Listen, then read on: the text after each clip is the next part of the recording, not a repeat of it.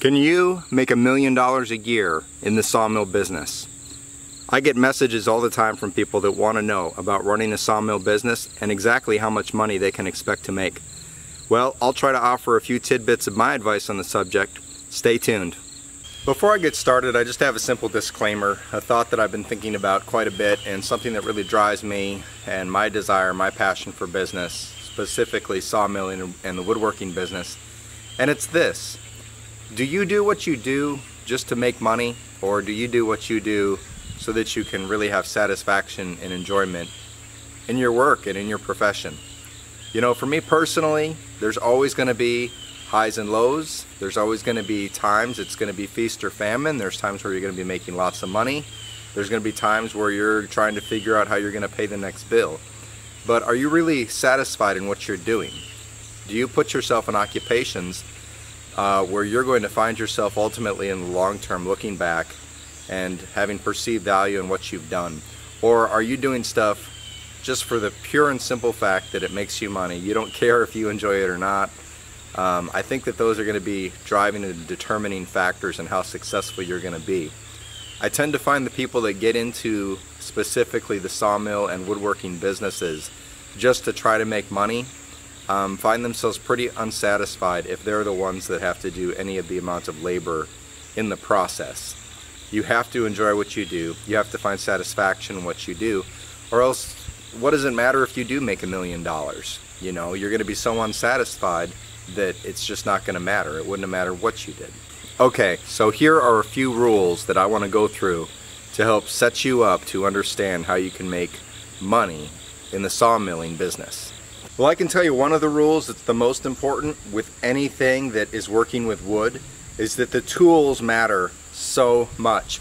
If you don't have good tools, there's no way that you can do a good job. Now, for me personally, this means a wood miser. The wood miser bandsaw mill, of course, is one of the most popular mills that is out there, and there's a reason for that. It's because it's awesome, it works, it doesn't require inordinate amounts of maintenance as long as you are doing general maintenance along the way. As with anything, whether it's a truck or a car or any other piece of machinery. Okay, so me personally, I think that Wood Miser is the best. I know that there's many other brands out there, and again, it comes all down to method and you know, who thinks whose is the best. For me personally, this is the best for me. I know how to operate it perfectly, I understand all the little quirks of my own particular machine, and it does good for me. But without good equipment, you're never going to be able to turn a dollar. So can you make $1 million sawmilling? Not if you don't have good equipment. Okay, so let's make this a real dollar and cents type of video. This is what you really want to know, is how do you make money? Or in other words, if you were to sit down and start estimating costs for business, how can you determine if it would be a profitable venture or not? Number one, like I already discussed, you have your equipment purchase. So you can buy a used mill, you know, maybe for $15,000 to $20,000 you can get a very nice used bandsaw mill for $15,000 to $20,000. That's a hunk of change, but when you consider the fact that the car you're driving may actually cost a little less or a whole lot more than what that wood miser costs, and your car is 100% depreciation, whereas the sawmill is actually a money-making tool, I think that makes for a pretty easy decision if you're even considering it.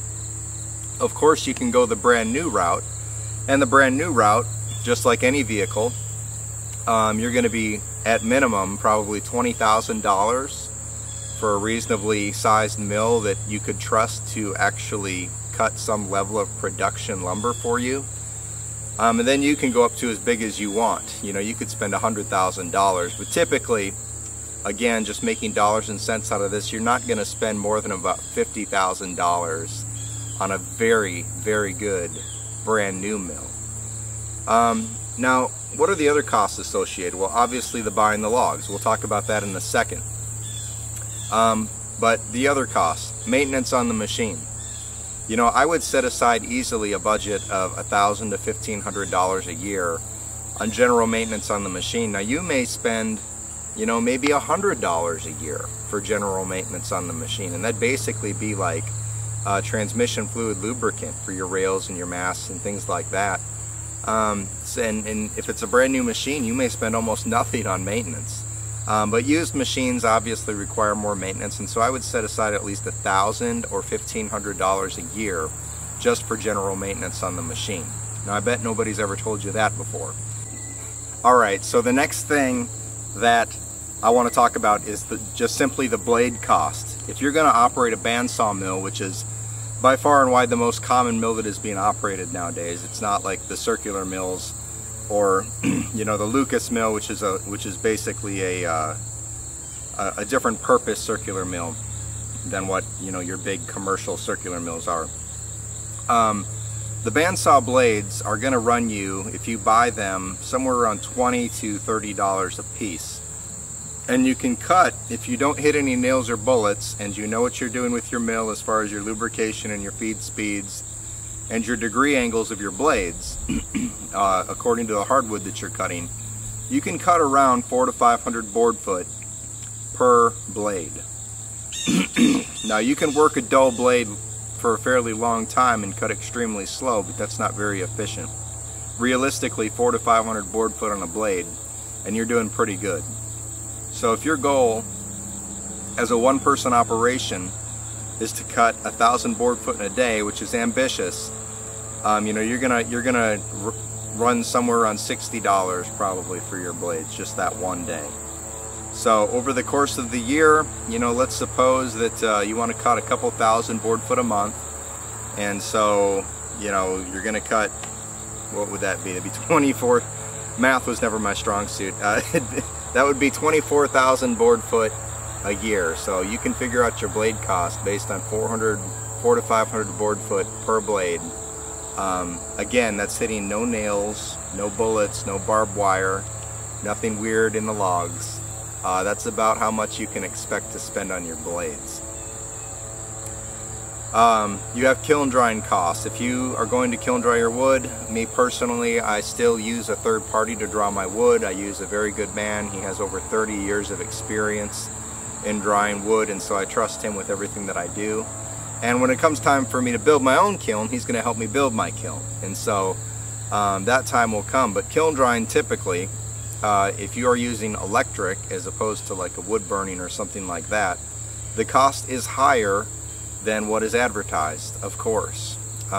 It's not going to be 15 cents to dry your wood per board foot. It's going to be more like 45 to 50 cents for you to dry that wood per board foot. And so all of these costs sort of start adding up. Now, logs. Logs vary in price constantly, and this is where in the sawmill business there is more wheeling and dealing than almost any reality show that you could find, because the costs are constantly varying. So for example, ash logs. Okay, so most ash are dead, but they're not extremely expensive. I think we're going to see that trend change in the next decade as ash becomes almost non-existent and it becomes a valued timber again. But ash logs will go anywhere from 30 cents to maybe 40 cents for the highest quality logs per board foot in log form. So you look at a log, you examine it, you determine based on a Doyle or an international scale or something like that, which you can Google search all of those to see how those calculations work out. But let's suppose you're looking at an ash log and it's got 100 board feet in it and it's a decent quality. So you're going to end up spending $40 for that log. Alright, but here's where the trick always comes in. The logger shows up and he says, I got a load of logs for you. This is how much I want to get for them. Now that price is always suggested. And if the guy shows up and the logs are all great and they're beautiful and you can tell they were freshly cut, you know, they haven't been sitting around for a year in his yard and all of a sudden he wants to sell them because he's got to pay for his kid's birthday party or whatever. I mean, I don't know. But if they look good, then you buy the logs for what he's asking, as long as you believe that's fair. Now, if he shows up and they're all junk and they're all 10 inches diameter or smaller, and you realize that you're going to have a tremendous amount of waste and very little board footage return on your logs, then you haggle, and you may even reject the load.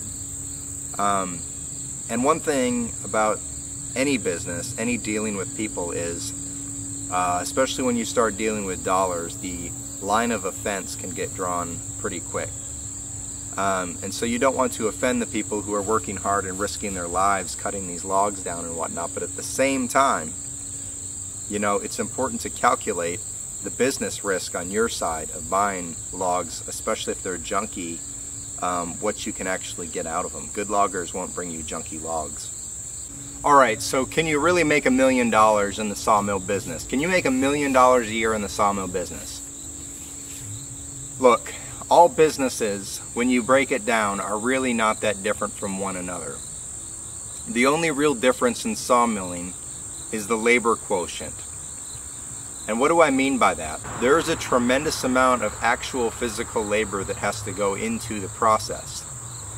So let me just say bluntly and frankly, if you think you can make $1 million sawmilling all by yourself in 1 year, you are absolutely out of your mind.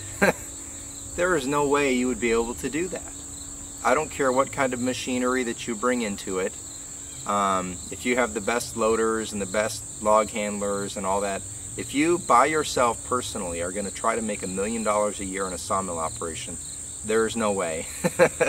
Now, I hope that didn't destroy whatever thoughts or dreams that you had about that.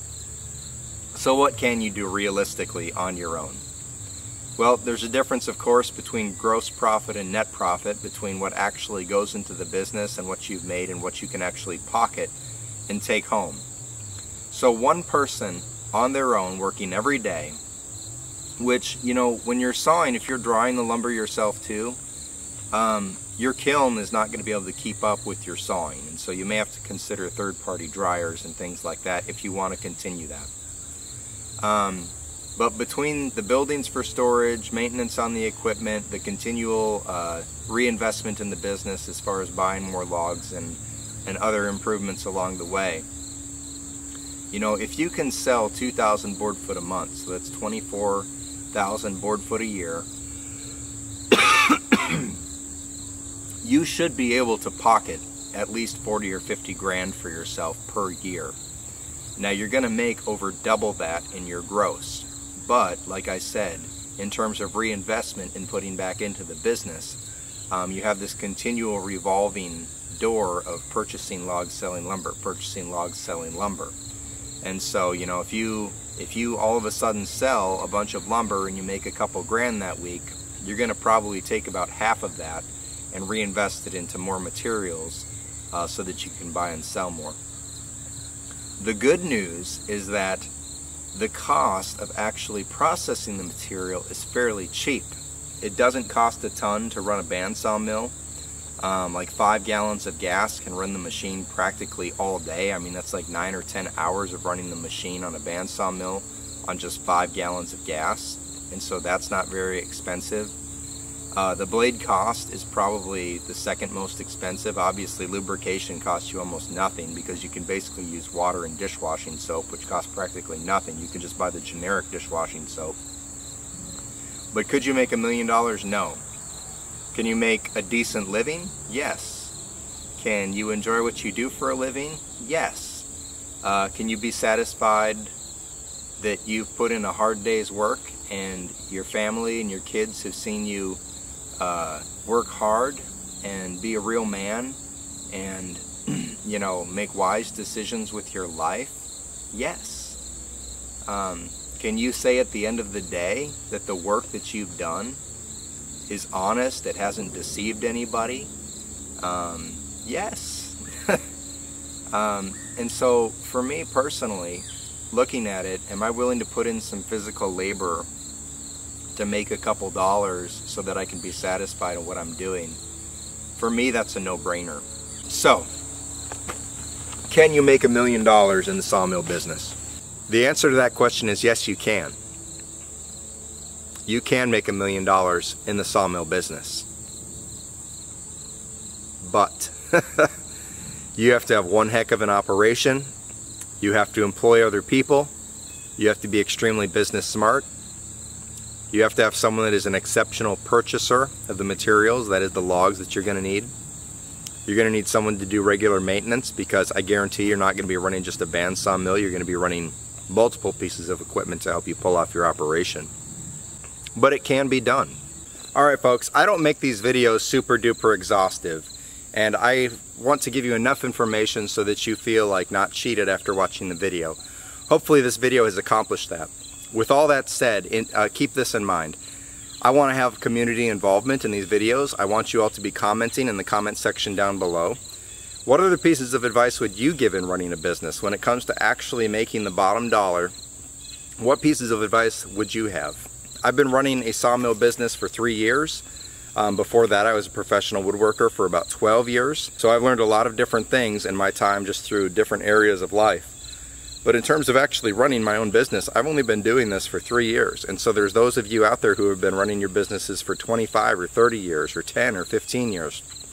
And your wisdom in the comments down below may help a lot of other people, even myself, in understanding how to better run a business. So, hope you enjoyed this video, guys. Hopefully for some of you who have been asking me questions about topics like this, it's been helpful. As always, if the video has helped you in any way, if you want to see some other stuff I've been doing, from sawmilling to furniture making, go ahead and subscribe and you'll be notified when new videos come up. Thanks guys. Have a good day.